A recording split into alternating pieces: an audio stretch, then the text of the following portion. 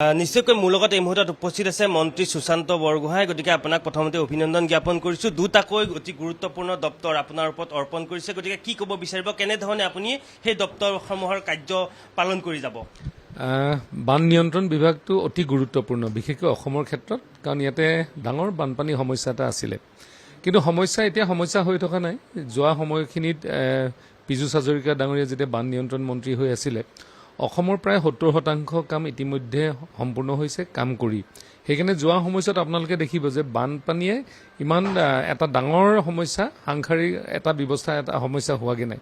কিন্তু টাউন অঞ্চল বা এনে কিছু অঞ্চল বসতি প্ৰদান হৈ গৈছে, কিছুমান চেনেল বন্ধ হৈ গৈছে। এনেধৰণে হোৱাৰ কাৰণে কেতিয়াবা কিছু ভাবিব নোৱাৰা জেগাতো বানপানী হোৱা দেখা পোৱা গৈছে।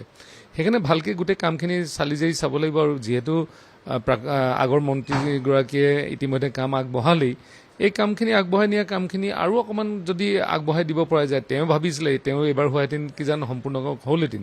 আৰু যিখিনি আধাৰুৱা কাম আছে সেইখিনি সম্পূৰ্ণ কৰিলে নিশ্চিতভাৱে বানপানীৰ ডাঙৰ সমস্যাৰ পৰা আমি সমাধান পাব পাৰিম। কিন্তু বাৰিষা সমাগতে, গতিকে আপোনাৰ পুৰা একশ্যন মুডত আপুনি কাম কৰিবই লাগিব। এতিয়াতো কৰিব লাগিব। আৰু মাননীয় মুখ্যমন্ত্ৰী ডাঙৰীয়াও ইতিমধ্যে নিৰ্দেশনাও দিয়া হৈছে, আৰু আমিও ইতিমধ্যে পৰ্যালোচনা কৰিম আজি বা কাইলৈৰ ভিতৰত।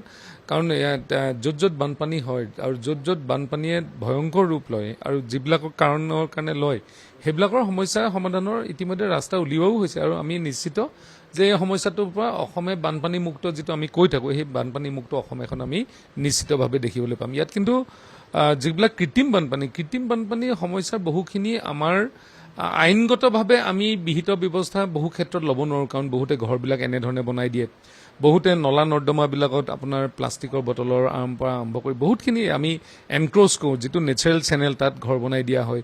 এইবিলাক উঠাবলৈ যাওঁতেও বহুখিনি সমস্যাৰ সন্মুখীন হয়। এইবিলাক কেতিয়াবা এটা কৃত্ৰিম বানপানীৰ ক্ষেত্ৰত হয়। কিন্তু সাধাৰণতে নদীৰ যিটো বানপানী সমস্যা, এই নদীৰ বানপানী সমস্যা আৰু গৰাখহনীয়া, এইকেইটা প্ৰায় সম্পূৰ্ণ হোৱাৰ পথত প্ৰায় 70% কাম খুব সুন্দৰভাৱে যোৱা সময়ছোৱাত পীযুষ হাজৰিকা ডাঙৰীয়াই কৰিলে। আৰু যি দুখন জিলাৰ আপোনাক অভিভাৱক মন্ত্ৰী হিচাপে দায়িত্ব দিছে, মাজুলী, ডিব্ৰুগড়, গতিকে মাজুলীত কিন্তু বানপানীৰ এটা খহনীয়া বা হওক এনেকুৱা ধৰণৰ কিছু সমস্যা আছে। গতিকে সেই জিলাখনৰ সমস্যাসমূহ সমাধান কৰাৰ ক্ষেত্ৰত আপুনি কেনেধৰণে আগবাঢ়ি যাব? চাওক, ইতিমধ্যে মাজুলীৰ যথেষ্ট কাম আগবঢ়াই দিছে। আগতে ব্ৰহ্মপুত্ৰ বোৰ্ড আছিলে, এতিয়া ব্ৰহ্মপুত্ৰ বোৰ্ড নাই।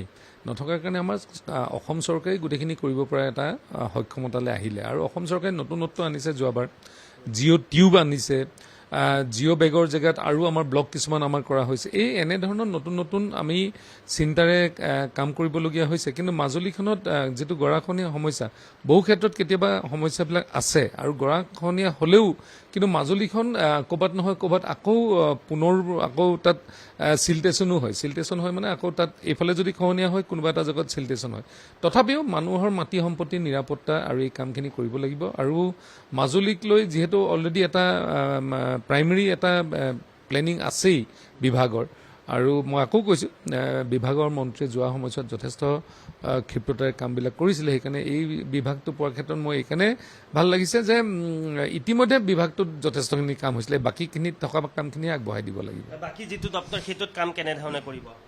ন্যায়িক দপ্তৰটো এটা গুৰুত্বপূৰ্ণ দপ্তৰ। ইয়াতে পাব্লিক ৰিলেটেড দেখাত নালাগে, কিন্তু যথেষ্ট সংখ্যক কেছ আমাৰ যি জাজসকলৰ কাৰণে ফেচিলিটিৰ পৰা আৰম্ভ কৰি যিখিনি অসুবিধাৰ সন্মুখীন হৈছে।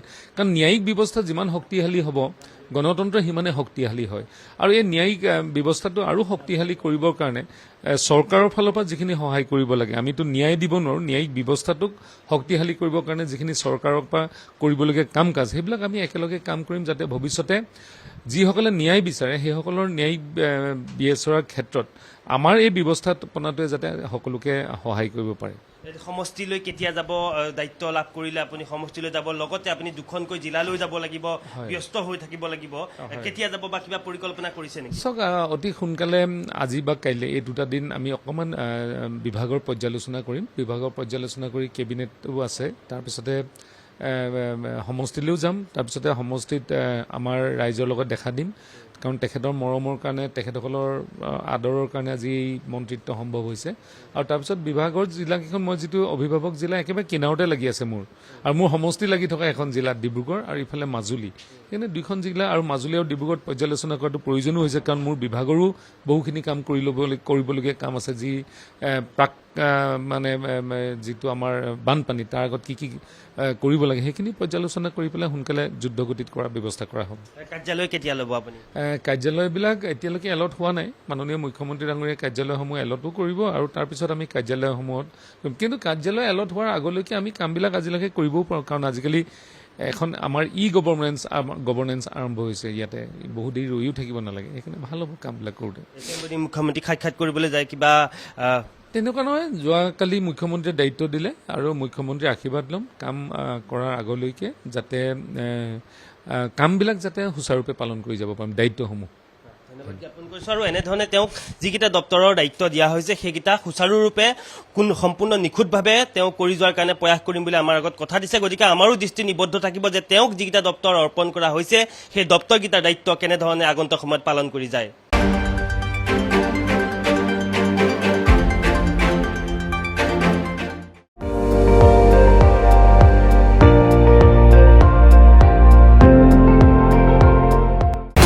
আপুনি চাই আছে ND24, সৰ্বশ্ৰেষ্ঠ নহয় সৰ্বোত্তমৰ দৌৰ।